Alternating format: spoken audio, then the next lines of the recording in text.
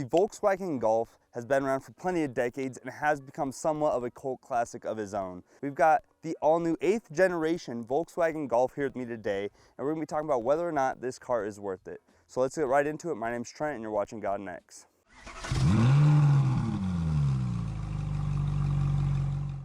With the all-new 8th generation of the Golf, you'll notice some key things in particular. First thing is that these headlights have a way sleeker design, a lot more sporty. They're not bulbous like some previous generations.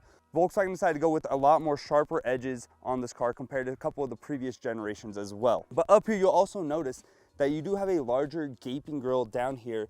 And one really cool feature that, honestly, it's pretty hidden, is that the fog lights are hidden in the mesh of the grille as well. One thing you'll also notice is that a couple years ago, Volkswagen did update their logo, and you do have that updated logo right here in the center of the car, which looks really good. It pairs really well with this car as well. But next, let's take a look at what's underneath the hood. Now that we got the hood popped up open on it, one unfortunate thing about this is this car does not have a hydraulic hood, so you have to manually open it yourself, put up the bar right here that holds up the hood. That's one thing I think Volkswagen could have really improved upon on this car. But talking about what's in the engine bay, with this car you get a 4-cylinder turbocharged inline-4 engine that's producing 241 horsepower and 273 pound-feet of torque, which is pretty impressive for a little sporty hatchback just like this.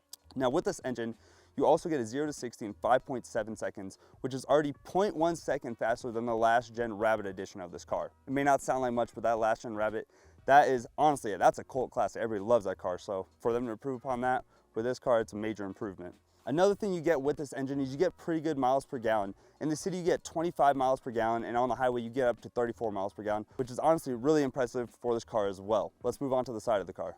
Here on the side of the car, Volkswagen has really kept with that design language that you've seen previously, where honestly, it looks like a really sporty hatchback, and I really love the overall design of this car. But down here in the wheels, you notice that this car does come with the standard 18-inch wheels, but you can option up to a 19-inch wheel as well. The car also does come with these red calipers. Now, speaking about the brakes on this car are pretty impressive, where when they tested this car could go from 70 miles to 0 in just 151 feet. That might seem like a pretty long distance, but when you actually measure it out, it's a really short distance, and that's really impressive for a car like this. Other than that, there's not much that's really changed on the side of the car. Let's move on to the back. Here in the back of the car, you'll notice that those design changes do continue on back here. You've got the sleek taillight designs that pair up really well with the headlight design up front. One thing I really like about this car, and I think it's a super cool feature, is that the backup camera is actually hidden back here. So when you put your car in reverse, the Volkswagen badge pops up and the backup camera is actually right underneath there. It's a really cool feature. It's hidden. It's kind of cool when you see somebody backing out. It's a little odd though, but I really like it. Another thing I really like that Volkswagen does is they continued with the dual exit exhaust down here. Now these exhausts are not super loud. They're very subtle, but it sounds really good when you're stepping on the accelerator. Overall, I think they did a great job with the overall design and the update to this car, but let's move on to the interior where there's a lot of big changes. Now inside the car is where Volkswagen made a lot of major updates, and it falls in line with the rest of all their models. But first thing I want to start off with is Volkswagen did get rid of the plaid seats for the GTI. You do have just the leather seats right here. It's a different look and feel. They decided to cut that tradition out, but it looks really good. The seats are really comfortable. They hug you when you're taking the turns. They're slight bucket seats, so I really do like them actually. The steering wheel looks great. It feels great. The leather is really soft on here. One thing I don't like about the steering wheel though is that the buttons are not actually buttons, they're touch sensors. And you'll notice that those touch sensors don't just stop at the steering wheel, they continue all throughout the car. So if you want to adjust anything on your infotainment system, it's going to be a touch sensor. Now one big improvement they did make is that the dual display in the Volkswagen Golf is now standard. You get a 10.3-inch gauge cluster, and that gauge cluster is also fully electronic.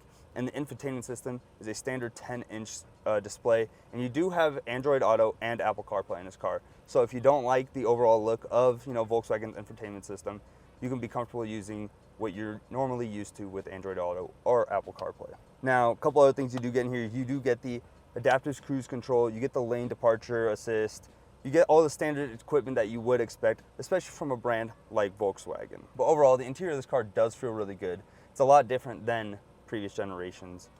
It feels good, it's comfortable. One thing though, I do need to point out that I do not like their gear selector. It's honestly super small, it looks out of place, and it just doesn't feel right for a car like this. In a sporty hatchback like this, I actually would prefer a more robust, one where I can actually select between the different gears or I'm moving an actual handle, especially if I'm getting an automatic. But overall, I do like the updates they did make to the interior of this car. Well, let's go ahead and take this car out on the road. Now that we've actually got the car out on the road, first thing I noticed that it's a super smooth ride.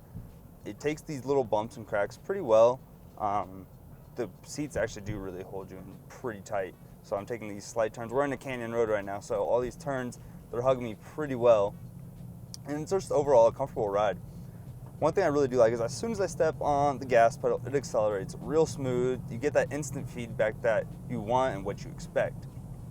Another thing I do like is that the brake pedal, it's not spongy, it's really firm. So as soon as you step on that as well, you're getting that instant feedback as well. And the braking power on this car is super impressive. Like I mentioned earlier, if I need to come to a stop real fast, it's gonna stop pretty much what feels like instantaneously.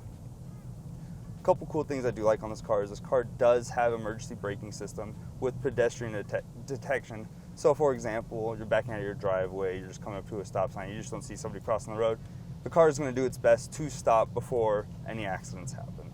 So I really do like how they have that integrated into this car. We do also have lane departure assist, although the car right now, since we are on some back roads, the car doesn't actually recognize the roads. But if we're on a highway and let's say I'm drifting, it's going to put me back into my lane, or it's just going to give me a warning, which I do really appreciate that as well. From a driving experience, this is a fun car to drive. It's fun to take around the corners. It's fun to just honestly just rip around the canyon. So overall, I think this is a great car. In the end though, do I think this car is worth your money? Personally, I do. I'm actually a really big fan of Volkswagen, so I might be a little biased, but since this is actually the last generation of the Golf we're going to be getting, I think it's definitely worth its money, especially if this is a dream car of yours, or let's say you had one before, you want a newer version of it. I think this is the perfect option for you. So if you want something fun, sporty, a little bit luxurious, I think this is definitely the car for you, and I would not hesitate to buy one at all. But let us know what you guys think down in the comments below. We'd love to hear your guys' thoughts on all 8 generations of the Golf. And if you guys want to see more videos like this, be sure to like, comment, share, and subscribe, and we'll see you guys in the next one.